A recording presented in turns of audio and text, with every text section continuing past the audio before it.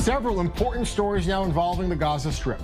First, the Hamas-controlled health ministry in Gaza now says that an 8-month-old baby girl was not killed as a result of injuries sustained during the Gaza-Israel border clashes last week. Layla al-Gandour had been listed among the 62 Palestinians killed during the deadly May 14th riots. The baby was brought to the forefront of the demonstrations. Her family and Hamas claim she died from tear gas inhalation.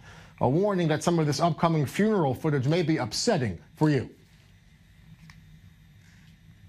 Layla's death became a symbol and a Hamas media spectacle. Her funeral was broadcast live by TV news channels and covered in newspapers around the world. Within hours after her death, though, the IDF said the baby did not die from tear gas and that it was widely known she had pre-existing medical issues.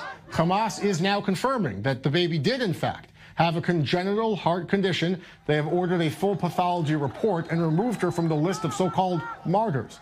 The AP and New York Times recently published interviews with doctors and family members confirming that she has not been healthy since birth.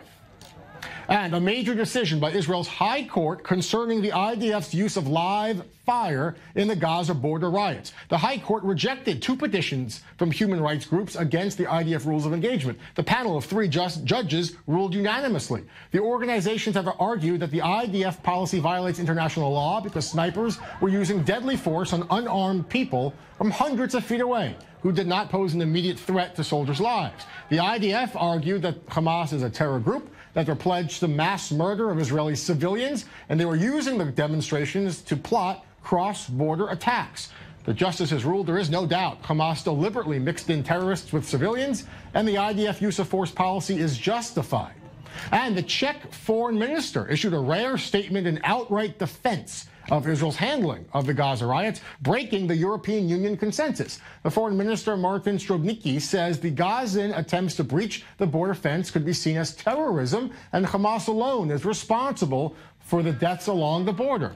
Many European cities have said that the Gaza protests are largely peaceful demonstrations against Israel, and that IDF snipers used overwhelming and disproportionate deadly force against unarmed men and women. But now the Czech foreign ministry is saying that picture doesn't paint the whole story.